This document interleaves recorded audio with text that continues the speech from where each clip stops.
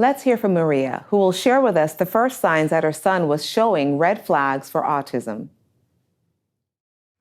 My name is Maria Alm, and my son's name is Gustav. He's 10 years old, and he goes here to Space Coast Early Intervention in 3rd grade. When I first started noticing that something was different with my son, I think he was maybe a year and a half or something. He didn't pay attention to what was going on in his surrounding as much. I had a mummy gut feeling, whereas my husband didn't realize as much what was going on. He felt it was more normal. He was more in denial. I noticed that if I left the house to go do an errand, I had always heard that young children would cling to your legs if they can walk and stuff like that, or they'd be upset when you're out of sight.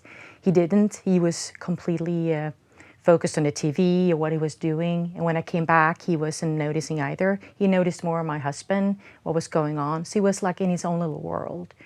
So that's kind of how it started. I noticed that he was more in his world versus our world. So he started when he was maybe 2-ish. He still hadn't said any real words, and if he had started to learn some words, he kind of forgot about them. I told us at daycare that he talked, but he never talked at home. So we started out with speech therapy. We saw Diana Masker. She's here in Melbourne. She's very good. And very shortly after seeing her for the speech, she said to us, I think you need to get him diagnosed, evaluated. And she handed us a business card. There's a psychiatrist here in town called Kelly Rain, who was really good. And we saw her, and that's how he got his diagnosis. So one thing led to another, not talking, having tantrums, and then seeing a professional actually that saw it. But I knew in my heart, or my mommy heart, that something was going on. So once we got the diagnosis, I wasn't upset or anything. I was more relieved that we had something on paper, because then we could explore what do we need to do now.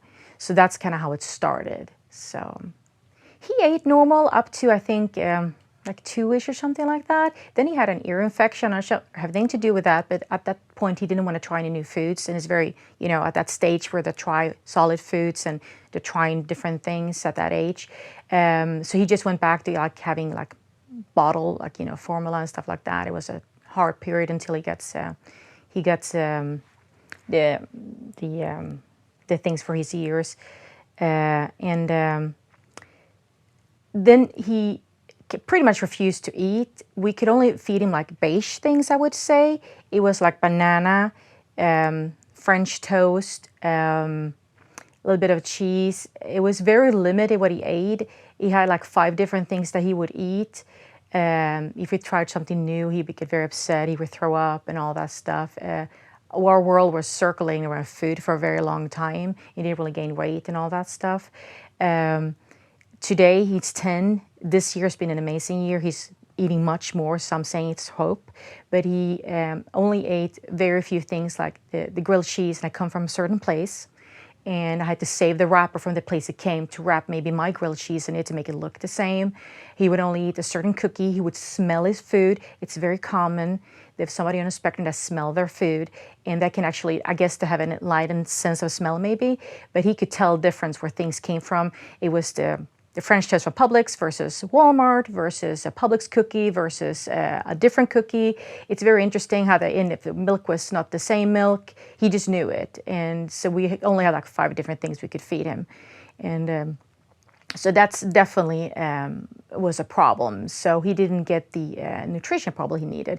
So that was another thing that we started doing vitamins too later on. So our son Gustav, when he was very young, he had a lot of meltdowns. That was before we knew kind of what problem it was.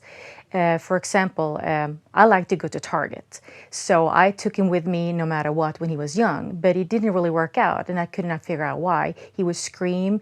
It could be the doors opening and closing when walking into the store. It could be a bright light. It could be a lot of people, a lot of crowds. He would cause a meltdown or a tantrum. I have to carry him out the store, but I kept doing it, and I guess he got more used to it. But Since he also couldn't communicate in the very beginning, he would just lay on the floor and scream in front of the refrigerator, but we didn't know what he wanted. So because he couldn't, tell us. Once he got his words, it got easier, but he would usually have a meltdown once a day, and we could tell as parents how it was building up to it, and all of a sudden it just happened. We just had to let him kind of deal with it, and we just hold him and try to comfort him. And he was maybe screaming, he was crying. He never hurt himself or anything like that, but he was very, very upset. And it was something just ticked him off. And then things would get better. Another thing that when he came home from daycare, he used to just sit down and line things up. It was his way, we understood later on, to kind of make sense in this world and calm himself down. And after that, he would be maybe a little bit, better at the mood. But a lot of anxiety and frustration. But I think it was because he didn't have the words. He couldn't communicate. Once he was able to communicate better, after going to speech, he had less of tantrums. But it was like he didn't understand the world around him. He didn't understand something that you and I were just born with, like a sixth sense or something, where we can tell what's going on in a room. You can feel you walk in, you feel it's tense, happy or sad. He didn't notice that. He was just in his own little mind. So that's, I think, kind of things were. First, my husband was in denial in the beginning. He was very sad once we got the diagnosis. I was more relieved and I was able to talk to people about it. I think my parents were a little bit shocked, but they had noticed too that he didn't talk. They thought it was kind of odd. He didn't eat. He was slightly different child. Nothing wrong with that. But, there was small things, the eating, the tantrums, the not talking, not paying attention when other adults, when we came and left. Also, one other thing that I think is important, at school or daycare, he didn't play with other kids. He used to gravitate towards teenagers and adults. So he had no pleasure or an interest in playing with other kids, taking him to playground. He would play on his own and got very upset and aggressive if some other child approached him. So that was also something that, and I think that's part of the diagnosis, that they're usually at the early ages more interested in adults, not other children. My immediate family did not make any judgments, because I think they had seen him enough to understand that something was slightly different. But it's an area which is kind of scary, and I guess people don't have so much knowledge about it. But they started reading things, and maybe then they noticed, oh, so-and-so famous person's child might be autistic, or they might be on the spectrum. That's something I usually say. I'd rather say spectrum rather than autistic, because autistic, people think about Rain Man in, that movie with Tom Cruise and Dustin Hoffman, and he's very severe. You can have certain traits and still be on the spectrum, and I would consider our son is fairly high functioning and is doing very well right now, so that's awesome. But I think once we had a diagnosis, and I told everybody, everybody could see a little bit, okay, yeah, he's doing certain things, and that's, we're not really surprised. And specifically, I talked to my brother, he said some things that he said, well, I might be in the spectrum too, because I'm doing so-and-so, since it's such a huge spectrum. And everybody might have some maybe ADHD or, but that's kind of, people started to kind of search themselves a little bit, that maybe I did this as a child, or I had a tic, or I had a food problem, and I was talking late, but maybe way back then nobody got a diagnosis. Maybe it was very mild, so it wasn't interfering. But for us, it wasn't an obstacle to get over. It wasn't hard to tell our family. But it's nothing. When I introduce my son, I don't say he's autistic. I mean, they need to figure. They have to take him as he is. And if they see something strange, they might ask. But I don't try to make it as an excuse that if he has a different or bad behavior, because otherwise I'm afraid that he will be, oh, I can do so because I'm autistic, and it becomes an excuse or something. I don't want it to be like that. So he should be judged for who he is, not because he has a diagnosis. I think maybe something to add to it. We became parents a little bit we were a little bit older. I was 37, and my husband was 45. So had a lot of experience, I would say, maybe from other friends' children, from just, living life in general. So I was kind of level-headed with it. I wasn't an ostrich who put my head in the sand and would deny it.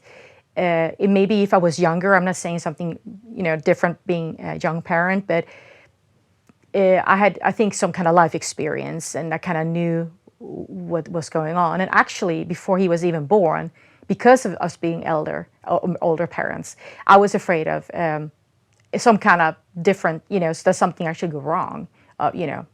May it be autistic, wrong, but have something that's not atypical today, or Down syndrome, or a different kind of handicap, actually, because when you're an older parent, something might happen. So I think I was a little bit, maybe I had already read a lot about it somehow. I'm not sure why, but he's our only child too, so if that makes a difference. So maybe we analyzed him a lot in the beginning. I realized that when he was playing, I'd just sit there for an hour and just look at what he was doing. Is he lining things up? Is it color-wise? Is it because of shapes? Is it because of something? Is he playing with the toy the way it's meant to be? I mean, before he even had a diagnosis,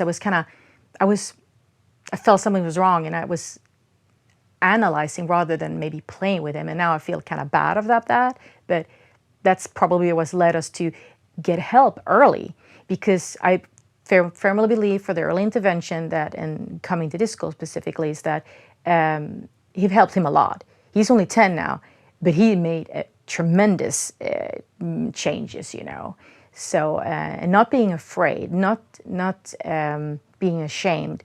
I mean, all you're doing is you're hindering your child to get the development they need.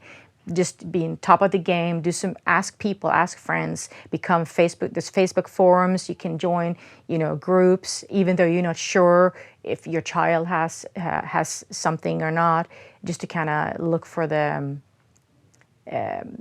signs. But I think tantrums, not talking, not paying attention, food issues, and not interested in other children. I think that's, what was going on at the very beginning.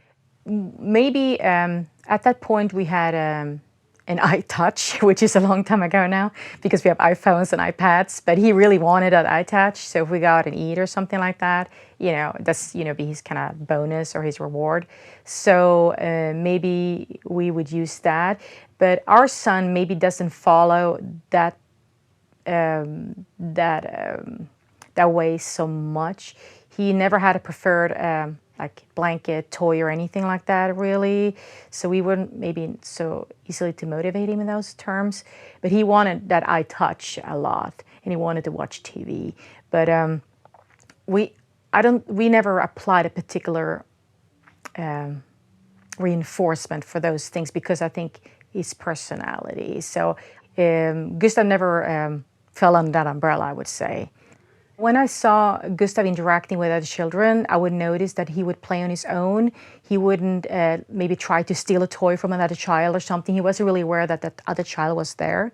He would just do his own thing, build with his own blocks, and just be happy doing so. And if somebody sometimes actually tried to approach him, make him be a part of their game, when he was very young, he would act like an animal. He would growl. He loves animals, obsessed with animals. That's his world. And he just became an animal. And so we have to tell him, we said, Gustav, no animal, be a boy. And that kind of a cue to him, because he would just take on whatever favorite animal he had for the day, and he would kind of scare the child or something like that. And we knew then that he wanted to be left alone. But it's an atypical child would get angry and mad and scream, maybe, not maybe become an animal. He went into his character, and so that was something we noticed, that he kind of played a lot on his own. If I were to give an advice to another mom or dad, is that trust your instincts, and go and get some professional help. We actually started out with our pediatrician. That's where the whole thing started. Then he recommended a speech and so on. So trust your instinct. Don't listen to other people, because if it turns out that there's nothing different with your child, that's awesome. But if it's something different with your child, you need to get that going as soon as possible, because there will be a difference how early you start in the outcome of that child's life. And you're not doing them a favor and starting later. Denial will never take you anywhere. That child's going to become, I think, have problems later on with the other things in life. So I think the earlier the better. But I think trust your instinct. Don't listen to other people, because they're just going to say, oh, so-and-so did that too. Oh, that's not a problem at all. But only you as a parent knows that something's going on. You're the one who sees your child 24/7. So definitely trust your instinct.